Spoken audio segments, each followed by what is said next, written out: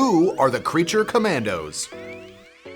Greetings and salutations, my curious comics crew. Welcome back to Nerdist. I'm Kyle Anderson, and today we're going to talk about the beginning of a universe. Yeah, were you aware we're on the cusp of something brand new and also very old? That's because DC Studios' rebooted cinematic universe is about to begin. Not with a movie, but with a cartoon series on Max. That's right, before James Gunn's Superman or even Season 2 of Peacemaker, we're getting Creature Commandos to officially kick off the new DCU. But even for James Gunn, this is a pretty deep cut.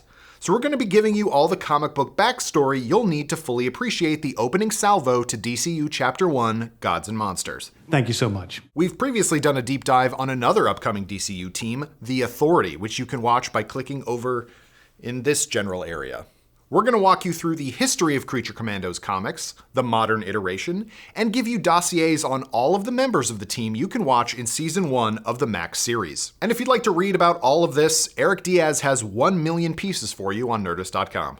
Way back in comic book history, in addition to superhero books, publishers also gave readers heaps and gobs of war comics. A lot of this came from World War II, in which enlisted men were the #1 purchasers of comic books and so needed maybe a little bit of propaganda. Marvel, for example, had Sergeant Fury and his Howling Commandos, which eventually morphed into Nick Fury and all of his S.H.I.E.L.D. cohorts. DC had a bevy of titles like All-American Men of War, Our Army at War, Our Fighting Forces, and Star-Spangled War Stories. World War II war stories kept showing up in comics well after that particular conflict ended and lasted through all of the wars in the rest of the 20th century. Probably the most popular of the characters introduced here was Sergeant Rock, who first appeared in Our Army at War number 83 in June 1959. Sergeant Rock was part of a mostly unspecified battalion who would fight in battles across the globe during World War II, appearing in North Africa, Italy, and Northwest Europe. By 1980, DC was still publishing war books, but to diminishing numbers given the post-Vietnam malaise. One of the few titles still limping along was Weird War Tales, which survived by mixing horror and sci-fi with military combat stories. That's when writer J.M. DeMatteis had a genius idea. DeMatteis, who would go on to write The Amazing Spider-Man and Justice League International, went to editor Len Wein with an idea which was basically, what if the Universal Classic monsters fought in World War II? Wein, according to DeMatteis, said, "That's so silly that it'll work, let's do it." This is the birth of the Creature Commandos. DeMatteis and artist Pat Broderick debuted the first roster of Creature Commandos in Weird War Tales number 93 in November of 1980. The legally distinct but clearly Universal Monsters-inspired first team consisted of Warren Griffith, a werewolf, Sergeant Vincent Velcro, a vampire, and Private Elliot Lucky Taylor, a Frankenstein-style monster. Later, the team added Dr. Myrna Rhodes, a Medusa Gorgon with snake hair. The team served under Army Intelligence Officer Lieutenant Matthew Shreve at the pleasure of Project M. M for monster, naturally. Griffith was a private in the Army who'd been committed for lycanthropy, or the belief that one is a werewolf. At the time when the US needed some extra help against the Nazis, a scientist, later retconned to be Professor Mazursky, more on him later, experimented on Griffith to actually give him shape-shifting wolf abilities. Unlike a regular werewolf, Griffith's abilities have nothing to do with the phases of the moon and are entirely tied to his mental state, basically like a Hulk with slightly more control. Sergeant Vincent Velcro, yes, like the fastening strips, had betrayed his country and was found guilty of treason. The US government gave him a choice. Either serve 30 years in prison or submit to scientific experiment. Guess which one he chose? Thus, Velcro became a scientific approximation of a vampire, his physiology mixed with that of a Mexican bat. He has super strength, the ability to transform into a bat, and can echolocate like a real cool-ass guy.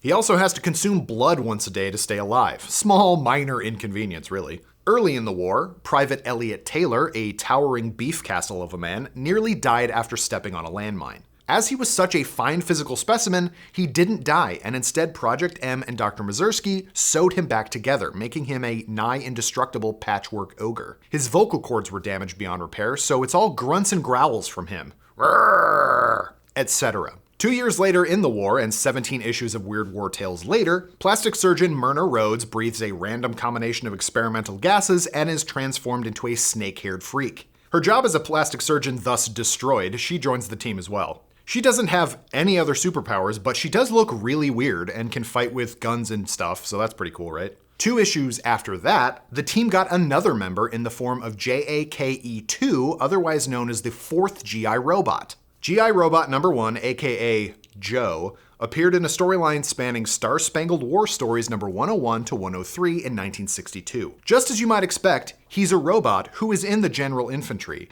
in an effort to replace dead servicemen with artificial ones. Grim. Joe was the prototype and accompanied another soldier on a mission to Dinosaur Island to take out a base which happens to contain Japan's prototype fighting robot. Why yes, they do also fight dinosaurs. GI Robot number 2, aka Mac, appeared later in the war in Star-Spangled War Stories number 125 in 1966. On another mission to Dinosaur Island, this time as part of the Suicide Squad, Mac manages to save his fellow soldier while sacrificing himself in the process. Sidebar. Originally the Suicide Squad weren't supervillains but were a World War II battalion sent on no-win missions, not unlike the Dirty Dozen. The Losers were another of these similar World War II teams, and Sergeant Rock crossed over with several of them. End sidebar. GI Robot number 3, JAKE-1, aka Jungle Automatic Killer Experimental 1, debuted in Weird War Stories number 101 in 1981.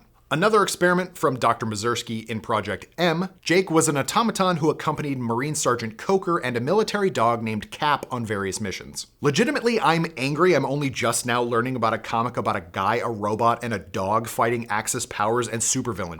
Sounds awesome. Jake eventually sacrificed himself to save a crew of Marines in 1943, but luckily his name would live on. That of course brings us to Jake 2, who debuted in Weird War Tales number 113, literally 2 issues after Jake 1 died. After some more Dinosaur Island shenanigans, leave the fucking island alone! Jake 2 joined Creature Commandos until the end of the war, i.e. the end of Weird War Tales in 1983. The Creature Commandos concept laid fallow for a number of years as the Suicide Squad and the Losers each got rebooted and reimagined. Then in 2000, writer Tim Truman and artist Scott Eaton gave readers an 8-issue miniseries. This story brings back most of the main characters, but in a modern setting, reawakened or re-experimented on for a new age of warfare. This version of the team had more members and an art style that looks so 2000 it makes me kind of ill. Elliot Taylor was now called Patchwork and was bald and veiny. Sergeant Velcro's name was changed to Velcoro and given a deep red complexion with a long white ponytail. Private Griffith, codenamed Wolfpack, was even more bestial than before. And Dr. Myrna Rhodes was now Dr. Mira Rhodes with 2 R's and looks even more like a Gorgon. Now her nickname is Dr. Medusa because what is subtlety? Joining them were the mummified communications specialist A10, the humanoid amphibian Bogman, World War II cyborg Gunner McKay, a mix of GI Robot and the Gunner McKay who'd been in the Losers, and their new team leader, the 74-year-old Captain Lucius Hunter.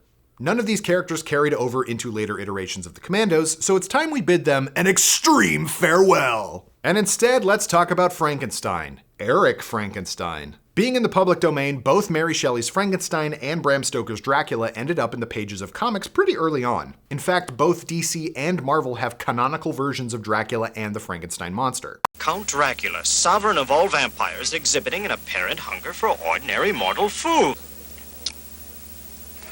They also both have a creature made entirely of vegetation that used to be a human scientist and possesses otherworldly supernatural powers with Thing as the last part of their name. But that's neither here nor there. In addition to characters like Patchwork and one-off Frankenstein creatures, the first significant version of the creature came in a 1973 issue of DC's The Phantom Stranger. The spawn of Frankenstein, created by writer Marv Wolfman, yes, you know Marv Wolfman, the guy who wrote The Tomb of Dracula for like 20 years, and artist Mike Kaluta, took inspiration from the Shelley novel and looked nothing like the typical Boris Karloff flathead bolt-neck depiction. The spawn of Frankenstein never got a full series unto himself, but made several more appearances throughout Bronze Age DC Comics, usually fighting against Batman, Superman, or Phantom Stranger, while under the thrall of Count Dracula. Eventually, this version was removed from continuity by Wolfman himself in Crisis on Infinite Earths. No, the people we have to thank for Frankenstein's monster appearing in Creature Commandos are writer Grant Morrison and artist Doug Mankey. Their version, a hulking brute much more similar in style to the Universal version, was one of the titular 7 soldiers in the 2005-2006 meta-series 7 Soldiers, which featured a team consisting of Zatanna, Mr. Miracle, Clarion the Witch Boy, Frankenstein, and 3 other characters of Morrison's creation.